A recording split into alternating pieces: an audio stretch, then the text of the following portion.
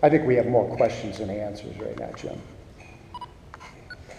To totally shift topics, can you tell me why the situation with the scrubbing over at the Department of Education, how is that different than what was going on in Columbus, and your response to Columbus versus what's going on over there?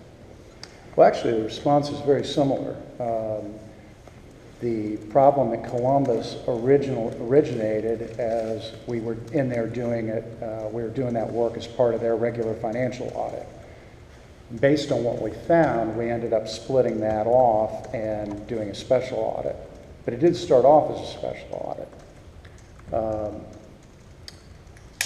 Now, there are some material differences as well. This was a practice that was followed at Columbus Public Schools, and funding decisions were made, grading decisions were made that had impacts. Bonuses were paid, for example. Certain kinds of federal money flowed or didn't flow based on those grade cards, and it went over a period of years. In this case, due to some intrepid reporting by one of your colleagues, it was uncovered before there were any dollars that flowed, before there were any authority or decision that flowed out of that. So what remains from public policy point of view, and aside from the pugilist politics of the thing, what remains from a public policy standpoint? What remains from a public policy standpoint is to understand how the Department of Education executes these legislative dictates to evaluate, to develop an assessment, to grade. And it seems like there's something new or changed almost every session, right? Y'all cover that stuff. So the public policy question is, how do we know that? How do we know that anybody cares about following the law? What degree of review exists in their development of something new pursuant to a statute? Who gets consulted? Who doesn't? And I don't know the answers to those things. I think that if I were in the legislature, I would want to know those answers. I think the public would like to know how that happens. So an audit ought to be directed toward finding answers and illuminating policymakers' work, and we are pursuing that. If dollars had followed the decisions of the Ohio Department of Education or one employee over there to remove scores, would you have if in an audit, say, of the Ohio Department of Education, and if you found that, and would you have referred that person for potential prosecution to the, would it be Franklin County or prosecutor's office or maybe the Inspector General? Well, we refer people all the time for potential prosecution, and that happens at local county prosecutors' offices. It's like it would depend what the crime was. So here's some of the things that we find in our work, not about ODE, but just in general, aside from theft. Tampering with government records is a felony 3. There's a falsification statute, so if you have a required report that you're supposed to make, like attendance, that you're required to make, and you falsify the data, that's a criminal act. On the other hand, there's tons and tons of stuff where the law doesn't express a penalty, where you're simply directed to do something. For example, nobody's supposed to spend any money without a fiscal officer's certificate of available funds. It happens all the time, every day. And you know what the penalty is? Nothing. There's no penalty. Even though you broke the law, you acted illegally or contrary to law, there's no criminal sanction for it. And a lot of these business rule type statutes don't have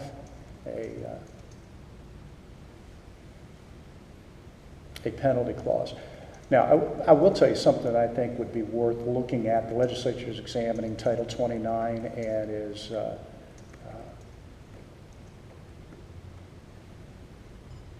going to, I hope, that's the criminal code, substantially reduce it. It's hard to believe we started off with just 10 commandments.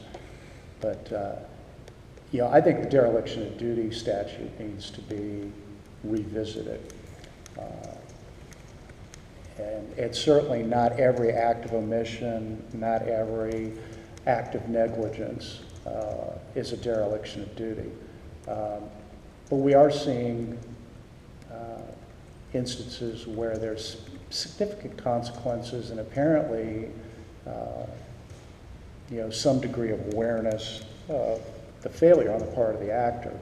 And, you know, I think it would be worthwhile reviewing that to determine whether provisions are appropriate. What is the status of whenever the next Department of Education audit would be? Department of Education financial audit is part of the state financial audit. That is typically finished end of the year, beginning of the following year. So this is not something that would have been fallen under a prior audit? I'm sorry? Is this something that would have fallen under a prior audit?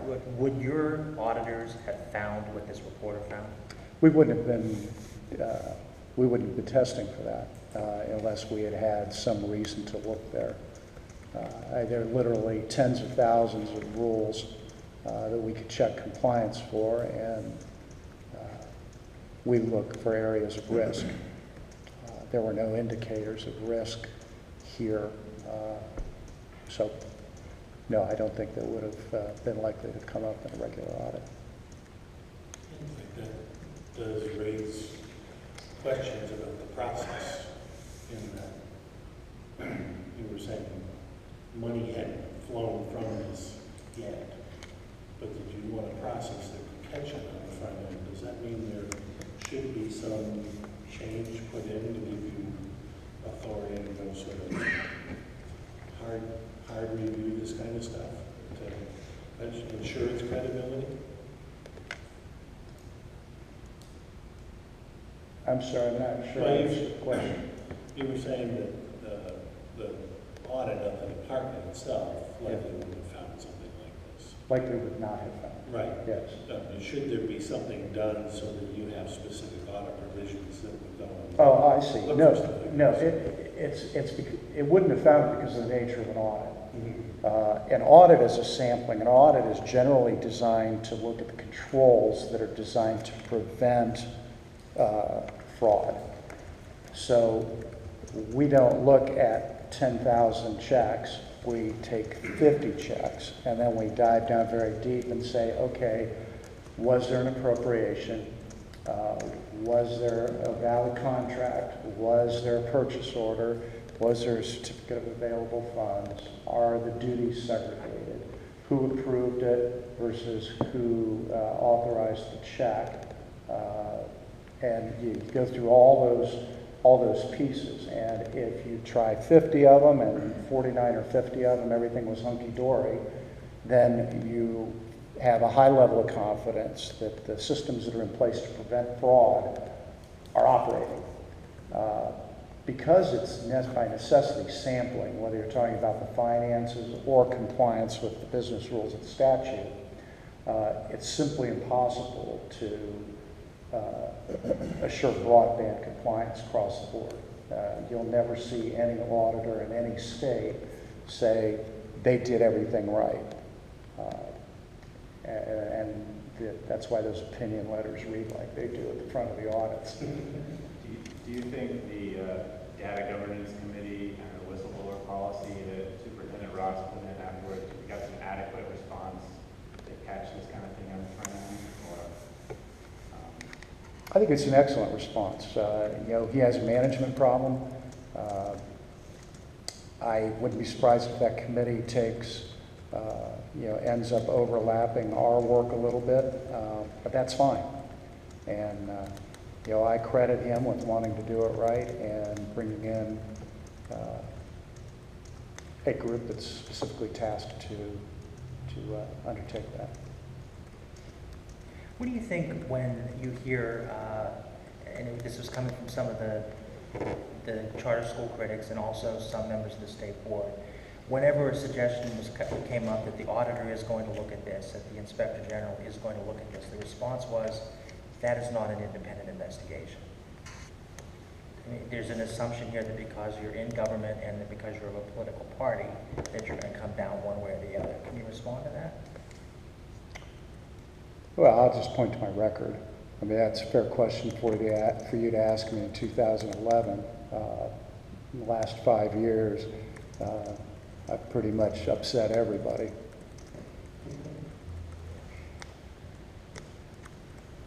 I'm independently elected. The only duty I owe to anybody is the people of the state. So, and probably people have already written about this, but as part of the regular financial audit, are you going to do anything special to look into that B-school data scrubbing issue?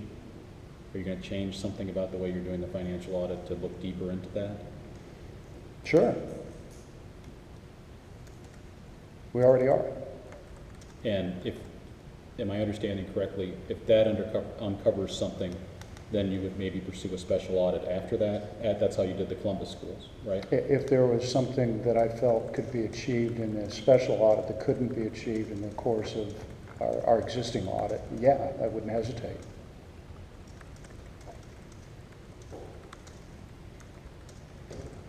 And that's actually, we have internally a group, a cross-disciplinary group called the Special Audit Task Force that meets once a week.